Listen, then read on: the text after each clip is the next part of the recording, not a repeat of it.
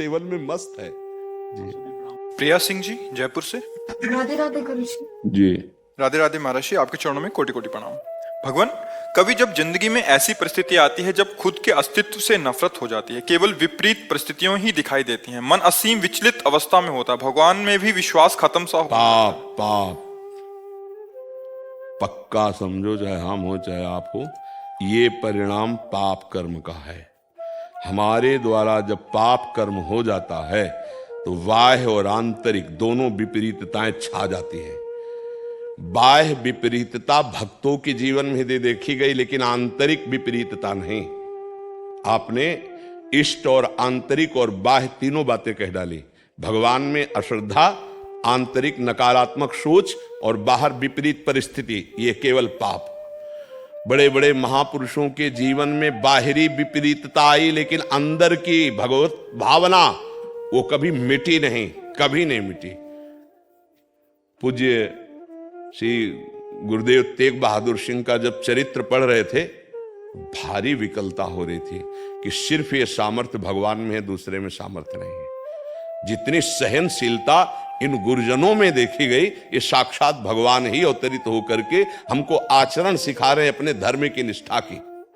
विचार करके देखिए, उनको लोहे के पिंजड़े में बंद कर दिया गया, विविध प्रकार की यातनाएं दी गई, लेकिन अपने धर्म के प्रति तनिक भी कहीं डावाडोल नहीं हुए। बड़ा प्रलोभन और बड़ा भय और यहां तक कि प्राणों की आहुति दे दी, लेकिन धर्म नहीं छोड़ा। और आजकल हम क्या कहते हैं, भगवान के प्रति अश्रद्धा हो गई। क्या हुआ तुम्हें क्या हुआ? अरे बीच चौराहे पे खड़े होकर के चाकू से मैं चमड़ी से बाल उधेड़ लिए गए और बीच से आला चलाया गया, तो मुंह में थूक दिया उसके। धर्म का परिवर्तन तुम बात करते हो।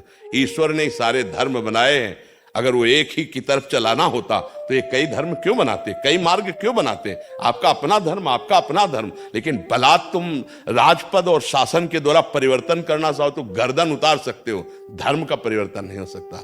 महापुरुषों ने अब आपको धर्म के प्रति अश्रद्धा हो जाना, अंदर निगेटिव चिंतन करना, इसीलिए एक शब्द निकला है पाप। कोई ऐसा पाप है जो अंतर और बाहर तुम्हारे दुख प्रकट, दुख शब्द ही पाप से प्रकट होता है। अगर पाप नहीं है तो दुख नहीं, विपरीतता आई तो क्या दुख हुआ? क्या गुरुदेव श्री अर्जुन देव जी महाराज, तेरा किया मीठा लागे, विपरीतता तो नहीं आ रही। और ऐसी विपरीतता इन जब महापुरुषों के चरित्र पढ़े ना, मतलब एक विकलता हुई कि ऐसे महापुरुषों को जहां लाड़ लड़ाना और उनका प्रतिपर दुलार करना चाहिए, वहां ऐसी लीला आप कर रहे हो। तो लगा कि और किसी से नहीं, वो अपने आप से अपनी लीला कर रहे, प्रभु के सिवा।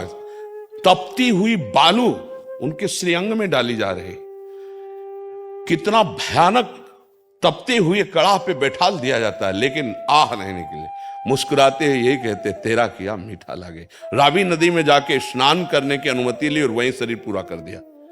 तनिक भी किंचन मात्र अपने धर्म से विचलित। देखो, हम उनकी संतानें हैं, हम उनके सेवक हैं कि वो हमें शिक्षा दे के गए हैं कि हमें अपने धर्म के लिए कितना कष्ट सह करके भी धर्म को नहीं छोड़ना। आप कहते हो अश्रद्धा हो गई, ऐसा कौन सी बात है? इसका मतलब है कि हमारे अंदर इतना अज्ञान भर गया, अंधकार भर गया है कि हम यही तो, ये आपका प्रश्न नहीं है, ये लाखों की है। काम बने तो जय भगवान, और काम बिगड़ गया तो बात बिगड़ गई, फिर हम श्रद्धा। आप देखो ना, इन महापुरुषों को प्रलोभन ऐसा और भय ऐसा, दोनों कोटि का, चरम सीमा का, लेकिन धर्म परिवर्तन नहीं किया, अपनी श्रद्धा को ही लेकर के। और आज हम उन्हीं के बल से चल पा रहे हैं, उन्हीं महापुरुषों के बल से चल पा रहे हैं। ये क्या देखो, आप गंभीरता समझो। आज सत्संग में हमने कहा, हम भगवान प्रसन्न हो जाएं तो जेल ही मांग रहे हैं, सजा ही मांग रहे हैं। अगर वो नहीं दे रहे कृपा करके तो अश्रद्धा हो रही है। राष्ट्रपति स्वतंत्रता दिवस था तो एक जेल में गए और कहा समस्त कैदियों को सामने लाओ। लाए, आज जिसकी जो इच्छा हो मांग लो। बोले साहब, हमको सर्दी में एक कंबल मिलता है, 2 मिलने। हाँ, हमको साबुन, वो जिसका जो सब ने मांगा सबको। यस। एक खड़ा हुआ, बोले साहब आप जो बोल रहे हैं सत्य है? परम सत्य। बोले मुझे जेल से मुक्त कर दो, बोले इसको मुक्त कर दो। अब सब बोले मुझे मुक्त कर दो, नहीं तुमने साबुन मांगा, तुमने ये मांगा, तुमने ये मांगा, सब पास हो गया। एक बार मांग। अब आपकी मांग क्या हो सकती है?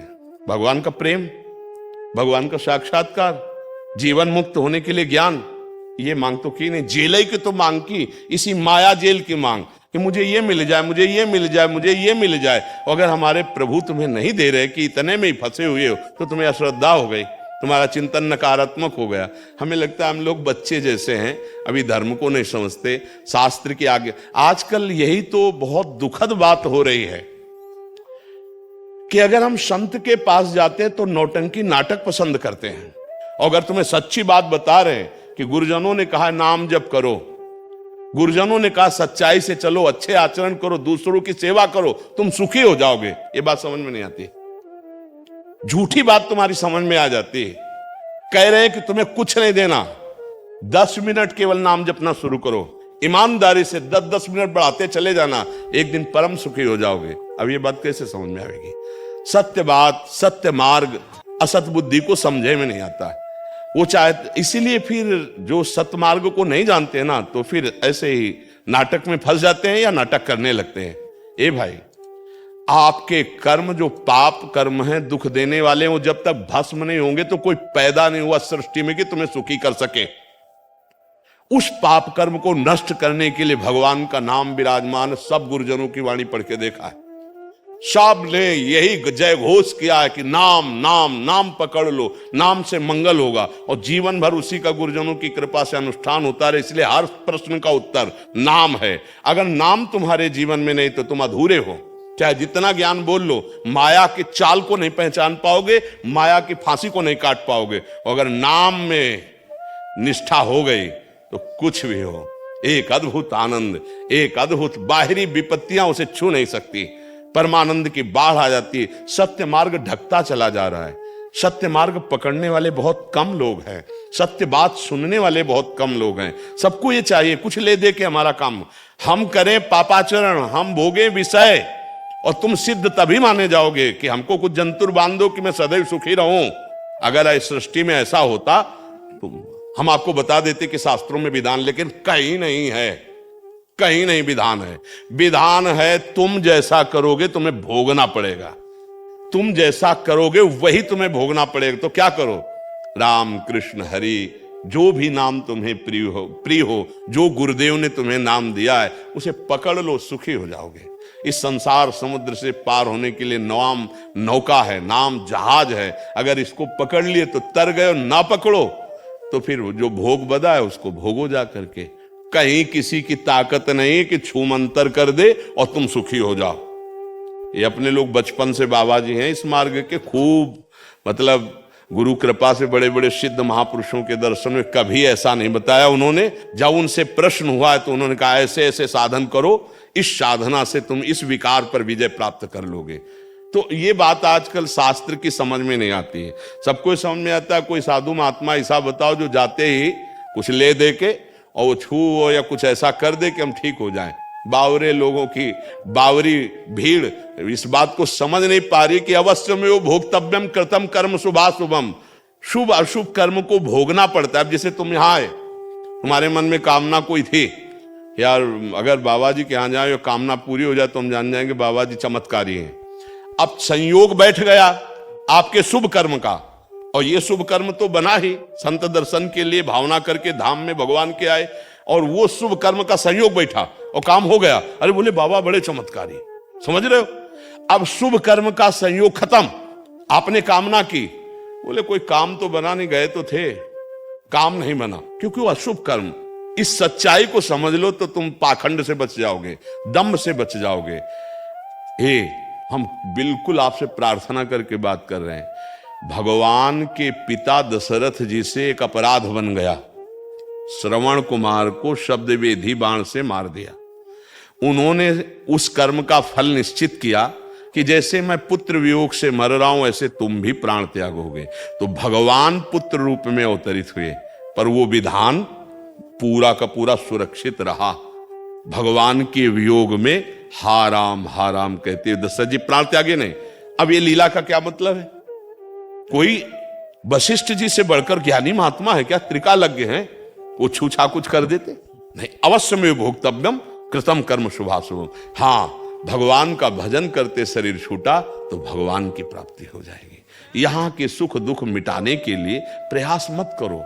जैसे बिना चाहे दुख आ रहा है, कोई नहीं चाहता, ऐसे बिना चाहे सुख आ जाएगा। नाम जप करो भगवत प्राप्ति के लिए, नाम जप करो दुख की जड़ मिटा देने के लिए। ये छोटी छोटी पत्तियां डाले काटने के लिए नहीं, जड़ से दुख वृक्ष नष्ट हो जाएगा, जड़ से परमानंद की ऐसी मूल उत्पत्ति होगी, तुम निहाल हो जाओगे, मस्त हो जाओगे। बस नाम पकड़ लो। अब ये नाम पकड़ना कोई खिलवाड़ थोड़ी, देखो नाम जप करके थोड़ी देर में मन भुला देता है नाम को। अगर नाम पकड़ लो तो विश्वास मानो, परम सुख। परम सुख का मतलब ये नहीं कि तुम्हारे आगे चेक आ जाएगी, तुम्हारे आगे सांसारिक भोग आ जाएं, ये तो बहुत छोटी बात है। तुम दुख सुख सहना सीख जाओगे। बड़ी से बड़ी विपत्ति में भगवान को छोड़ने की बात नहीं आएगी कि हम प्राण त्याग सकते हैं, लेकिन धर्म नहीं, भगवान नहीं, भजन नहीं। ये मिलता है भजन से, वो ऐसा परम पद में आरूढ़ होता है, उस महान परमेश्वर की पदवी को प्राप्त होता है जहां न जन्म है, न मरण है, न दुख है, न शोक है, न चिंता है, न भय है, किसी भी तरह का कोई दुख स्पर्श नहीं कर सकता। ऐसे पद की प्राप्ति होती है। तो हमें लगता है, किसका प्रश्न है? हाँ, हमें लगता है कि आपकी सोच खराब हो रही, कोई कर्म बिगड़ गया जिससे वो ऐसा निर्णय दिला रहा है।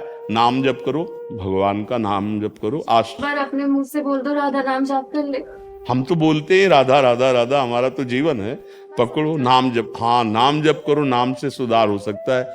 और तो फिर बाहर से विपत्ति आना, बाहर से शरीर रोगी हो जाना कर्म का फल है। अंदर से हमारे विचारों में दोष ना आने पावे, हमारा विचार ना बीमार होने पावे, तो आनंद बना रहेगा।